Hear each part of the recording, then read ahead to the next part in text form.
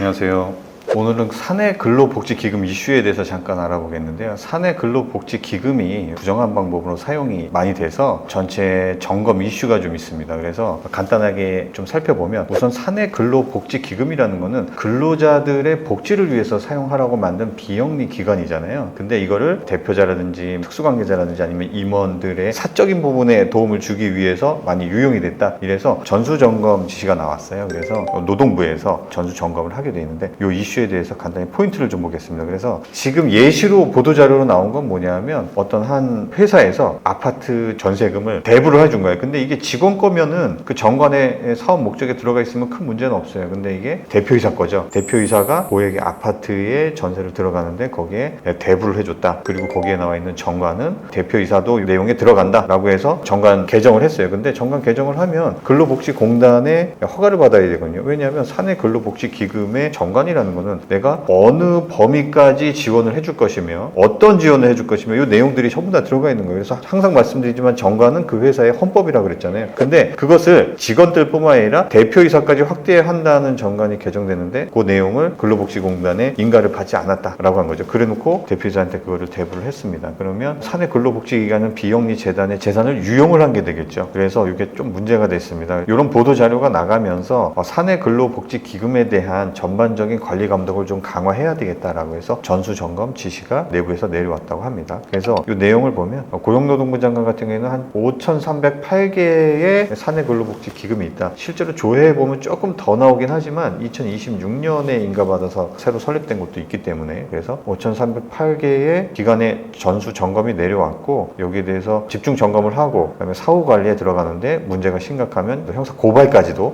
진행을 하겠다 이렇게 돼 있습니다. 그래서 저희가 사적 유형이나 뭐 의사결정 문제점 이런 거에 대한 어떤 포인트를 할까에 대한 부분을 잠깐 확인을 해봤어요. 회사에 지급 의무가 있는 비용 있잖아요. 이거를 사내 근로복지기금의 기금으로 이제 대체를 했다. 급여 성격이라든지 뭐 상여라든지 뭐 이런 것들이고요. 그 다음에 정관의 목적, 뭐 운영 세칙 이런 것들이 세부적으로 정해지지 않은 거예요. 근거 없이 지출한 것들이 있느냐라는 거고 그 다음에 특수관계자, 임원 이 경우에는 이제 대표이사였지만 특수관계자나 임원 등에 대해서 특정인에 대해서 지출을 했다. 그리고 합리적이지 않다. 왜냐하면 사내 근로복지기금은 직원들에 대해서 해주기로 돼 있던 건데 어떤 특정인만 탁탁 꼽아가지고 이 사람에 대해서만 지원해 줄까요? 그러면 사금고가 돼버리잖아요. 네, 그런 문제 있는 거고 그다음에 증빙이 부실하다, 뭐 지급 기준이 모호하다 이런 내용들이죠. 지급을 했으면 내가 무슨 사유로 어떤 근거에서 어떻게 지급을 했다라는 게 일목요연하게 나와야 되는데 거기에 대한 증빙이 안 나와 있는 거 뭐 이렇게 되면 문제가 된다. 이런 것들입니다. 그리고 우리 정관에 있는 그 지원 사업들이 있어요. 근데 지원 사업들에는 뭐 경조사 지원이라든지 무슨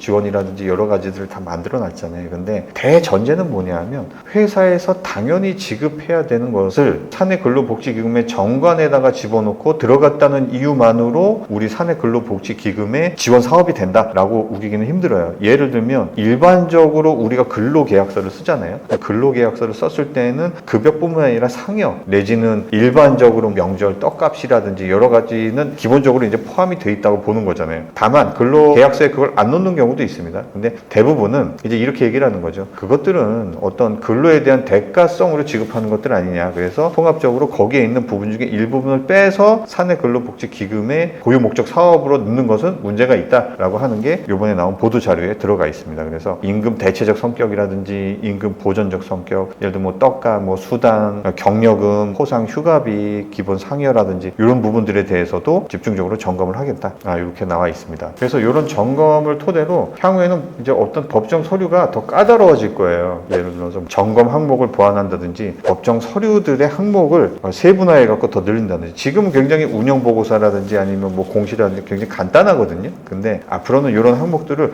점점 타이트하게 관리할 가능성이 굉장히 높습니다. 어찌 보면 제출 서류가 좀 간편하고 간소화되어 있다는 얘기는 어떤 점검이라든지 이런 걸 운영을 내부에 맡긴 거잖아요. 근데 그런 것들을 좀 더 까다롭게 하나하나 검토하고 점검을 하겠다라는 거예요. 그래서 평소에도 아마 서류들 보고해야 될 내용들이 점점 많아질 것으로 그렇게 보입니다. 그리고 기본 재산을 유지했는지 기본 재산은 50%, 20%, 10% 기본적으로 어떤 형태에 따라서 유지해야 되는 그 기준이 있는데 그것들을 다 유지하고 기금을 아까 얘기했듯이 뭐 대표이사라든지 임원 아니면 특수관계자들이 그냥 임원 등록만 해놓고 직원 등록만 해놓고 그쪽으로 유용하지 않는지 이런 것들이고요. 임금 보전적 성격의 급여를 사내 근로복지를 통해서 비과세로 빼돌리진 않는지 이런 내용들 아마 집중적으로 좀 점검을 하기 위해서 제도 개선에 착수할 예정이라고 직접 직접 밝혔고요. 향후에도 운영상황 보고서 미제출 같은 부분들은 상당히 좀 문제가 될 걸로 그렇게 보입니다. 여기까지 하겠습니다. 감사합니다.